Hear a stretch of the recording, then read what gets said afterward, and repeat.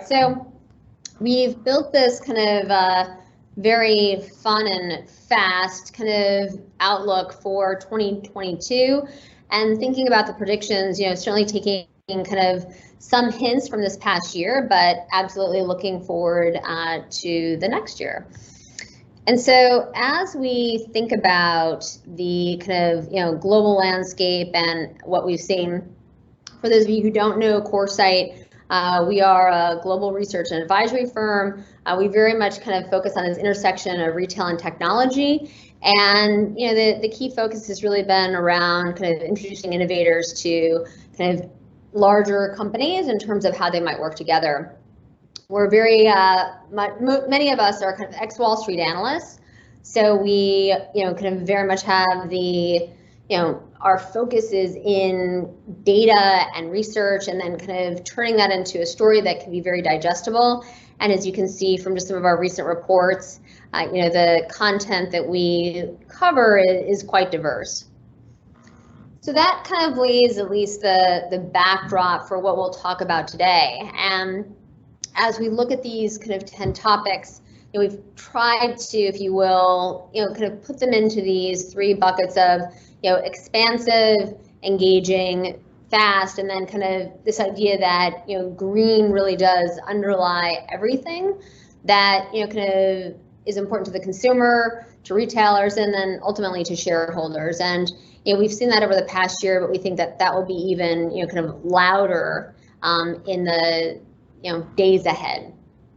So number 1, we are, it actually works out really well, and I'm glad I was part of the last presentation where we talked about retail media. And what we're seeing is retailers finally have this opportunity to earn, if you will, kind of, really drive a P&L through not just kind of buying and selling of goods.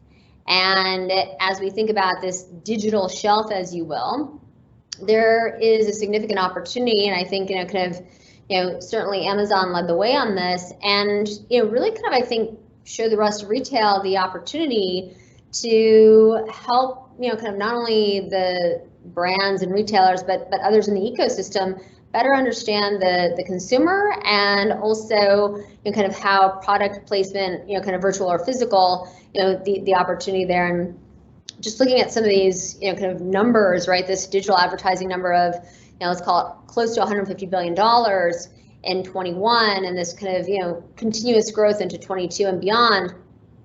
The opportunity, I think, also for, the CPG companies, as during parts of the pandemic where the consumer was much more focused on, kind of private label or even just kind of what was in stock. And as we're starting to see more traditional companies go to D2C models, we believe that this kind of retail media growth will be somewhat exponential.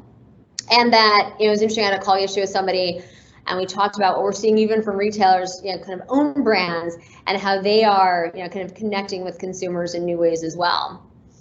Number 2, going back to monetization, and that is a key theme here on how retailers can monetize in new ways. So we'll start with retail media. And then secondly, consumers are looking to monetize their data. And in many cases, kind of retailers and brands are buying that, repackaging that, and then also kind of, this ability to kind of tell a story in terms of what's happening with the consumer. And then also to kind of what's happening from a macro perspective as well. And we believe that, we'll see this idea of kind of, the consumer and their data and their ability to at least feel like they're more in the driver's seat, as opposed to kind of feeling like they're, kind of exogenous forces that are, kind of really prescriptive in terms of, kind of where their data is going. And I think that this will not only impact retail in a positive way, but also how the retailers choose to, kind of engage with, and how consumers engage with certain retailers.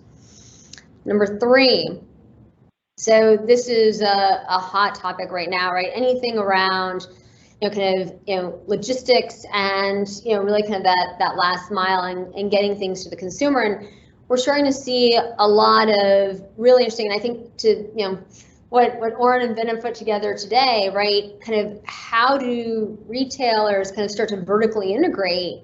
And we're seeing a lot of acquisitions and partnerships. And I actually think what's even more interesting, although this page kind of goes through some very interesting acquisitions recently, we're starting to see a big move to where retailers are working with certain, really on the startup side, or what we at Coresight call innovators.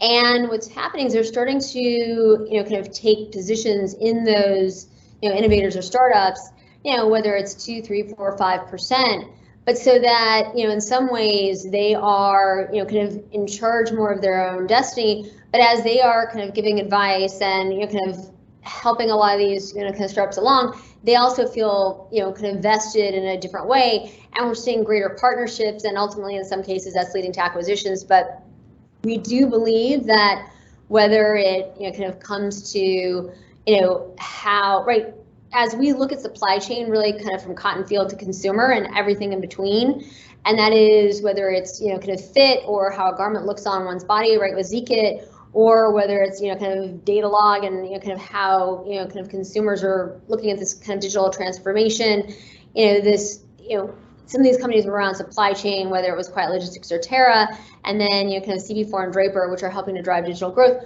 To me, this is just kind of a microcosm of what we expect to see next year.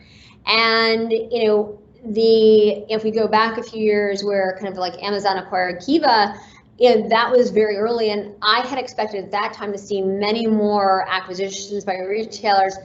And I think that what this past year has shown us that this vertical integration, this ability to move fast and to react.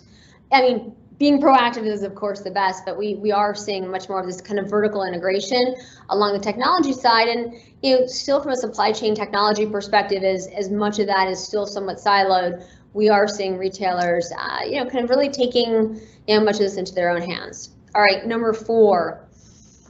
So if I go back to, let's call it even 2020, this idea that, kind of, as we saw this kind of consumer-centric retail model in the East, and whether it was the amount of data that was available to the consumer to make decisions, the kind of ease and frictionless, and this just whole new retail model, right, where you might begin your journey in a physical store, you might culminate it in a mobile device, but maybe it was kind of physical store, live stream, digital, back to physical. I mean, there were many different ways and many different technology platforms that enabled that. But all the while, it really did drive a significant, kind of perspective where the consumer felt that they were incredibly knowledgeable. They'd done a lot of research. For a Chinese consumer to convert, it's 12 touch points versus 4 in the West. And that is because there is so much more data and research and insights available and ways to communicate and kind of pull insights before one makes a purchase. What that ultimately leads to is 1/4 of the return rate that we see in the West is what happens in China. And so this is a much more educated consumer. They know what they're buying, they know what it looks like, they know how it fits. And they've really kind of leveraged their network so that not only from a sustainability perspective are they shopping in the greenest way possible, but also when you think about the time that it takes to return and even the friction that's involved there, you're seeing a consumer who ultimately wants to buy something that they'll cherish, that they'll love, and to kind of share that message out with their friends.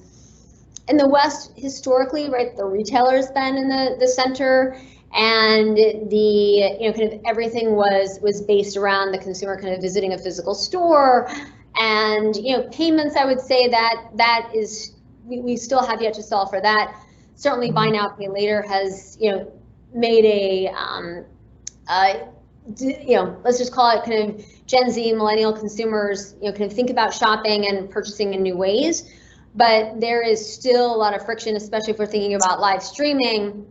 Many times the item falls out of the cart between the stream and moving into e-commerce, and so there's still a lot of work a lot of opportunity around that. And so I would say that kind of number 4, as we look ahead, we do believe that kind of Western retailers continue to learn from the East in terms of how easy many of these, kind of consumer journeys, and that, they are making, investments and also even just kind of changing the structure of their C-suite to help with that. So that goes into topic number 5, and what we're seeing is that this kind of live streaming, right, where the consumer is, kind of looking to be entertained. It was interesting. I presented at a breakfast meeting this morning, actually, and there were several C-suite executives talking about how kind of, if you think about e-commerce, right, it really is very flat, and that's why we've seen this significant return to the store, right? The surprise and delight aspect, the kind of, what, in retail, right, what's alive, and right, this kind of idea, right, it's almost ping pong tennis, right, that you kind of, give to get, that it's responsive. And I think that the challenges around e-commerce is it's still quite one-sided. And to me, there's 2 very new interesting channels that have kind of really come to play, and one of those is live streaming. We were in China when live streaming really developed, let's call it kind of late 2015 and into 2016, where everyone was kind of getting their feet wet, and we've seen tremendous growth. And then in the US, where, really we still have many retailers who are like, is this really a thing? Do you think this is going to work? And I'm like, absolutely. Some of it is around technology. We have many nascent technology platforms that are, kind of working with many different retailers. And ultimately, I do believe the biggest challenge right now is around payments and this frictionless.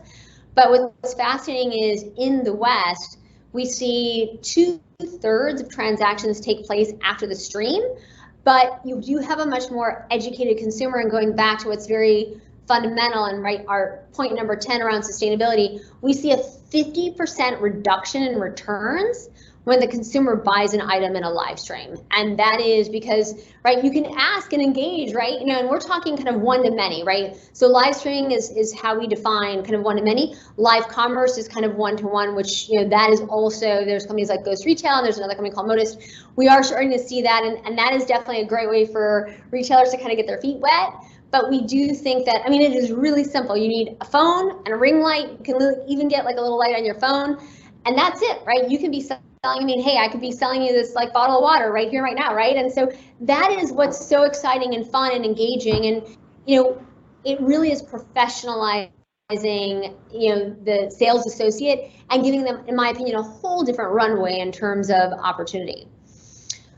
Well, not enough can be said around number 6, which is the metaverse. And what we want to focus on here is, kind of NFTs and this kind of new way for retailers to monetize what they've already had and, kind of at their disposal. In some cases, it's right, the beautiful art that might be in their stores or, kind of their home office, but really around kind of like digitizing, if you will, and monetizing, these designs. And so we saw some very interesting approaches around Double 11 this year, right? The Singles Day in China, where Burberry and Longines actually sold out of their NFTs. And we've seen, retailers in the West, whether it was, kind of American Eagle. We've also seen Macy's, which around the kind of Thanksgiving Day parade had some really interesting opportunities. And, once again, this is all kind of very much in its infancy. But, I describe it, and I'm sure most of you on this call are, kind of very adept at this topic and this idea. But, you've seen consumers kind of, digitally clothe and kind of pay money, right? Everyone's like, they didn't actually pay money for this, yes, right? For whether it's skins in Fortnite or, kind of clothing or apparel or accessories in like Pokemon Go. And so those are just 2 great, kind of examples in terms of how we think about this longer term. And I would say that what we believe is, and what we originally thought around kind of this idea around monetizing design, I think it's more around what's been designed.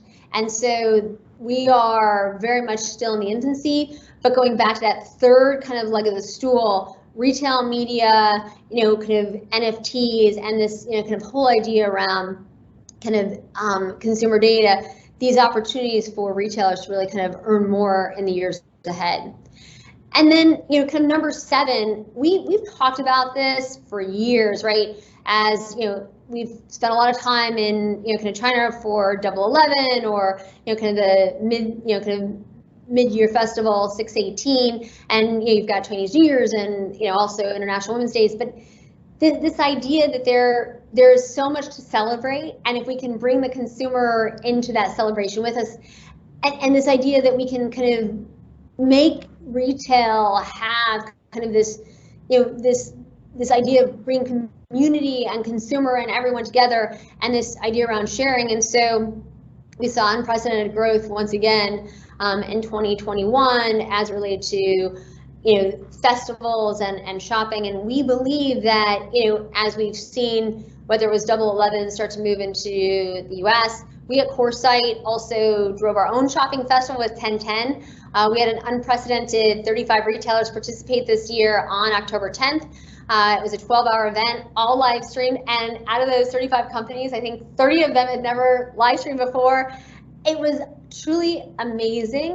We had a technology partner named Firework that got everybody up to speed very quickly, and it was, if we think about engagement in this opportunity, and it was really fast. We literally brought everybody onto the platform in 8 days and had a very successful event. And so I think that building festivals and just, every single day there is a holiday, and it could be National Cookie Day, it could be, kind of National Bring Your, Daughter Sons to Work Day. But my point is, every single day there's something to celebrate. And I think right now, with everything that we've been through over the past, let's call it almost 2 years, giving the consumer permission to have fun and be silly, I do think that they want that, whether it's digitally or physically, and there is so much opportunity. And so I think as we kind of look at what we've seen with regards to traffic and ticket, and we're looking at probably the strongest holiday season that we've seen in many years, and I think goes back to celebrating and having these kind of festivals take place. Another area that we believe, another channel, so we look at live streaming as a channel, and I look at instant commerce as a channel. Think about how this has changed consumers' expectations. Well, certainly, we expect to get everything in 30 minutes or less. And it is also this idea around hyper-local. And so whether it is clothing or food or apparel, but we are starting to see, so even in Manhattan where I live, one of my associates is 40 blocks south, and we both went to order something actually on GoPuff, and we had completely different inventory that we were accessing. And to me, I think that not only are these platforms around kind of, this hyper-localization, but once again, sustainability, because I don't need to go and buy huge quantities of everything and have it, kind of go out of date as it sits in my refrigerator. I can literally buy what I need that day. And so it's more kind of a just in time for the consumer.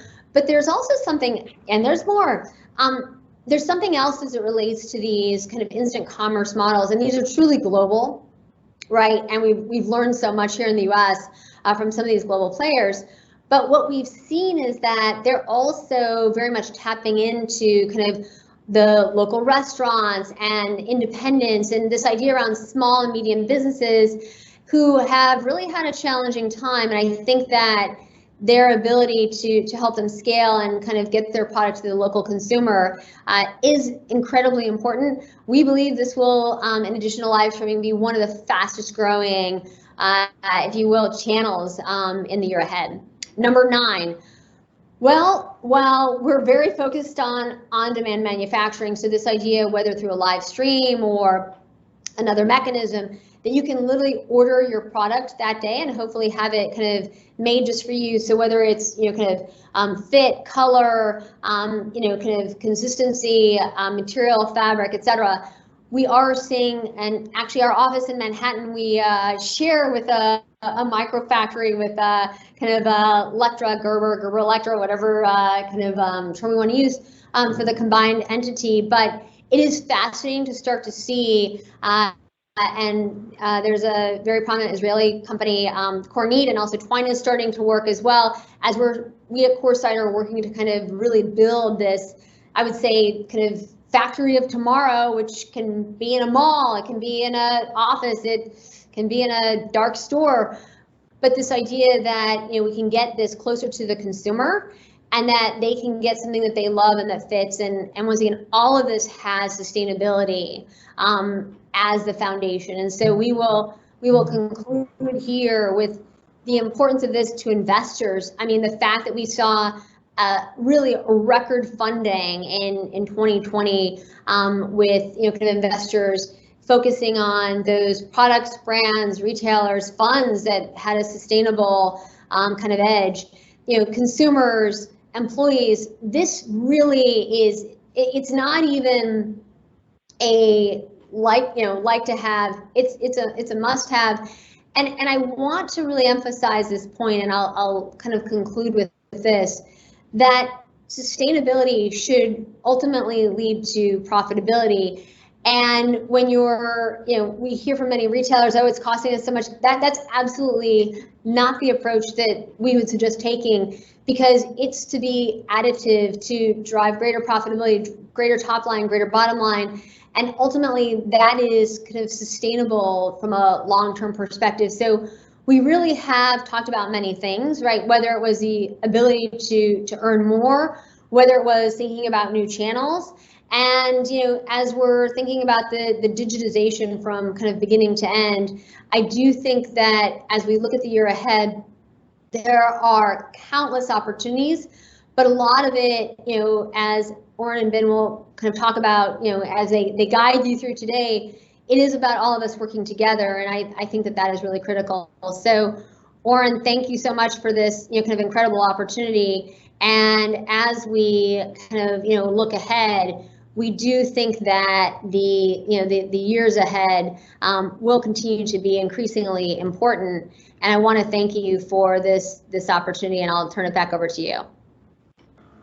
Thank you, Deborah. It was a pleasure as always, and you blew our minds. So it ain't gonna be boring, that's for sure. And thank you as always for joining us such an early time in the morning. And we know with so many things around, so you're perfect as always. And thank you very much for the time and everything. Best of luck for the rest of today.